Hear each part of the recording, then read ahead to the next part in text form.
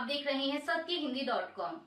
एक नजर अब तक की सुर्खियों पर। दिल्ली विधानसभा चुनाव के नतीजों के लिए गिनती जारी है और अब तक के रुझानों में भाजपा 47 सीटों से आगे चल रही है। वहीं दिल्ली में सरकार चला रही आम आदमी पार्टी इस समय 23 सीटों पर बढ़त बनाए हुए है। इसके अलावा इन चुनावों में तीसरी ताकत कांग्रेस शुरुआती रुझानों के मुताबिक किसी भी सीट पर खाता नहीं खोल पा रही। वोट प्रतिशत की बात करें तो सुबह 11:30 बजे के रुझानों के अनुसार भाजपा को 46.92% वोट मिल रहे हैं, जबकि आम आदमी पार्टी को 43.38%। वहीं बात करें कांग्रेस की तो कांग्रेस को 6.61% वोट मिल रहे हैं, लेकिन वो इस वोट शेयर को सीट में बदलती नहीं दिख रही। हालांकि ये सभी आंकड़े शुरुआती रुझानों पर आधारित हैं और अभी कुछ राउंड की मतगणना बाकी है। नई दिल्ली विधानसभा सीट से आम आदमी पार्टी प्रमुख और दिल्ली के मुख्यमंत्री केजरीवाल हार गए हैं। केजरीवाल 1200 वोटों के अंतर से भाजपा के प्रवेश वर्मा से चुनाव हारे हैं। दिल्ली की जंगपुरा विधानसभा सीट से आम आदमी पार्टी उम्मीदवार और पूर्व उप मुख्यमंत्री मनीष सिसोदिया ने कहा है कि वह 600 वोटों से हार गए हैं। नतीजों पर सिसोदिया ने कहा कि जंगपुरा सीट पर हमने मेहनत से चुनाव लड़ा और करीब 600 वोटों से हारे। जो जीते हैं उनको बधाई। आपको बता दें कि दिल्ली के पूर्व उप मुख्यमंत्री मनीष सिसोदिया जंगपुरा सीट पर बीजेपी के तरविंदर सिंह से हारे हैं। सिसोदिया ने इन चुनावों में अपनी सीट बदली थी। वहीं कांग्रेस के फरहाद सूरी तीसरे नंबर पर रहे हैं। समाचार एजेंसी ANI और चुनाव आयोग के आंकड़ों के मुताबिक दिल्ली की कोंडली विधानसभा सीट से आम आदमी पार्टी उम्मीदवार कुलदीप कुमार ने जीत दर्ज की है। जीतने पर उन्होंने कहा कि ये जीत अरविंद केजरीवाल को समर्पित है। उन्होंने दूसरी बार मुझे टिकट दिया था और मैं जीत के आया हूं। कुलदीप कुमार ने कहा कि आम आदमी पार्टी दिल्ली में पूर्ण बहुमत की सरकार बनाने जा रही है। दिल्ली में भाजपा की बढ़त के रुझानों पर सामाजिक कार्यकर्ता अन्ना हजारे ने ANI से बात करते हुए कहा कि मैं पहले से कहता हूं कि चुनाव लड़ने के लिए उम्मीदवार का आचार शुद्ध होना, विचार शुद्ध होना, जीवन निष्कलंक होना और अपमान पीने की शक्ति होना, ये गुण अगर उम्मीदवार में हैं तो मतदाताओं को विश्वास आता है कि ये हमारे लिए कुछ करने वाला है। अन्ना हजारे ने कहा कि मैं बार बार बताता गया, लेकिन उनके यानी अरविंद केजरीवाल के दिमाग में नहीं आया और आखिर में शराब की बात आ गई। शराब की बात क्यों आ गई? क्योंकि पैसे में बह गए। शराब के कारण वो बदनाम हो गए। लोगों को भी मौका मिला कि वो ये कह सके कि ये चरित्र के बारे में बोलता है और दूसरी तरफ शराब की बात करता है, और इसके कारण वो आज चुनाव में हार गए। असदुद्दीन ओवैसी के नेतृत्व वाली AIMIM ने दिल्ली विधानसभा चुनाव की 2 सीटों पर अपने उम्मीदवार उतारे हैं और दोनों ही उम्मीदवार पीछे चल रहे हैं। मुस्तफाबाद विधानसभा सीट से ताहिर हुसैन और दिल्ली दंगों के अभियुक्त और जेल में बंद शिफाउर रहमान ओखला में पीछे चल रहे हैं। यहाँ इन दोनों सीटों पर अब तक के रुझानों के अनुसार मुस्तफाबाद में भाजपा और ओखला में आम आदमी पार्टी के प्रत्याशी आगे हैं। मिल्कीपुर सीट पर भी मतगणना जारी है और यह सीट समाजवादी पार्टी के हाथ से निकल रही है।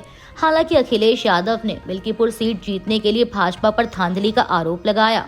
उन्होंने चुनाव आयोग पर भी तीखा प्रहार किया। बता दें कि यहाँ अब तक के समय अनुसार 21 राउंड की वोटिंग के बाद भाजपा के चंद्रभानु 62,000 वोटों से आगे हैं। उनका प्रमुख मुकाबला समाजवादी पार्टी के अजीत प्रसाद से है। अजीत प्रसाद समाजवादी पार्टी के वरिष्ठ नेता और फैजाबाद सीट से सांसद अवधेश प्रसाद के बेटे हैं। वहीं इस सीट पर आजाद समाज पार्टी कांशीराम के संतोष कुमार फिलहाल तीसरे नंबर पर चल रहे हैं। दिल्ली चुनाव नतीजों के रुझानों पर शिवसेना UBT सांसद संजय राउत ने कहा कि कल दिल्ली में राहुल गांधी, सुप्रिया सुले और मैंने चुनाव आयोग और सरकार के चुनावों के प्रति रवैये पर प्रेस कॉन्फ्रेंस की थी कि कैसे मतदाता सूची में धोखाधड़ी हो रही है। ये फॉर्मूला इन्होंने महाराष्ट्र में अपनाया और मैंने यह भी कहा था कि दिल्ली में भी यही पैटर्न अपनाया गया है और अब बिहार का चुनाव है, शायद उसमें भी यही करें। यह महाराष्ट्र पैटर्न है कि नेतृत्व खत्म करो। यही महाराष्ट्र और हरियाणा में हुआ है। चुनाव आयोग अपनी आंखें बंद करके बैठा था। राउत ने आगे कहा कि प्रधानमंत्री 10 साल से दिल्ली में बैठे हैं, लेकिन वहां से जीत नहीं पाए, इसलिए उनकी इच्छा वहां से जीतने की थी, इसलिए उस दिशा में प्रयास किए जा रहे हैं। हालांकि अभी अंतिम परिणाम नहीं आए हैं। कांटे की टक्कर है। अच्छा होता अगर आम आदमी पार्टी और कांग्रेस एक साथ आ जाते। बीजेपी के दिल्ली अध्यक्ष वीरेंद्र सचदेवा ने शनिवार को जारी मतगणना के बीच कहा कि दिल्ली में अगला मुख्यमंत्री भाजपा से होगा, लेकिन केंद्रीय नेतृत्व तय करेगा कि कौन होगा। सचदेवा ने कनॉट प्लेस में हनुमान मंदिर में पूजा अर्चना करने के बाद पत्रकारों से कहा कि अब तक के नतीजे हमारी उम्मीदों के अनुरूप हैं, लेकिन हम अंतिम नतीजों का इंतजार करेंगे। एनजीओ समन्वय समिति, जो केंद्रीय युवा मिजो संघ की अध्यक्षता में प्रमुख नागरिक समाज संगठनों और छात्र निकायों का एक समूह है, ने मिजोरम के मुख्यमंत्री लाल तुहोमा से आइजोल में लेंगपुई हवाई अड्डे को भारतीय वायुसेना को न सौंपने का आग्रह किया है। एनजीओ सीसी के नेताओं ने शुक्रवार को लाल तुहोमा से मुलाकात की और उनसे आग्रह किया कि राज्य सरकार हवाई अड्डे को भारतीय वायुसेना को सौंपने के अपने फैसले की समीक्षा करे। वहीं लाल तुहोमा ने नेताओं से कहा कि लेंगपुई हवाई अड्डा देश का एकमात्र हवाई अड्डा है जिसका स्वामित्व और प्रबंधन राज्य सरकार के पास है। केंद्रीय मंत्री जी किशन रेड्डी ने शुक्रवार को कहा कि भाजपा तेलंगाना में कांग्रेस सरकार द्वारा हाल ही में किए गए जातिगत सर्वेक्षण में पिछड़ी जातियों में मुसलमानों को शामिल करने का विरोध करती है। तेलंगाना के भाजपा अध्यक्ष रेड्डी ने कहा कि पिछड़ी जातियों में मुसलमानों को शामिल करने से पिछड़ी जातियों के हितों को नुकसान पहुंचता है। उन्होंने पिछड़ी जातियों में मुसलमानों के बीच पिछड़े वर्गों की गणना करने वाले जातिगत सर्वेक्षण पर आपत्ति जताते हुए कहा कि उनकी पार्टी सर्वेक्षण में हिंदू पिछड़ी जाति और मुस्लिम पिछड़ी जाति की पहचान करने का विरोध करती है। भारत ने शुक्रवार को कहा कि वह 2008 के मुंबई आतंकवादी हमले के आरोपी तहफ्फुर राणा के आत्मसमर्पण की व्यवस्था के लिए अमेरिकी अधिकारियों के संपर्क में है, क्योंकि उसने अमेरिका में सभी कानूनी रास्ते आजमा लिए हैं।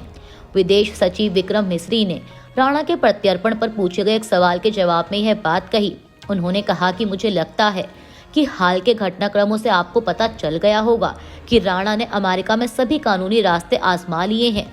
अमेरिकी सुप्रीम कोर्ट ने भी उसकी अपील खारिज कर दी और इसलिए हम अब भारतीय अधिकारियों के समक्ष उसके आत्मसमर्पण की व्यवस्था के लिए अमेरिकी अधिकारियों के संपर्क में हैं और जैसे ही हमें इस विशेष मामले पर आगे की सुनवाई होगी हम आपको अपडेट करेंगे। अभी के लिए बस इतना ही। बाकी की खबरों के लिए जुड़े रहिए सत्यहिंदी.com के साथ। Copyright disclaimer under Section 107 of the Copyright Act 1976. Allowance is made for fair use for purposes such as criticism, comment, news reporting, scholarship, and research. Fair use is a use permitted by copyright statute that might otherwise be infringing.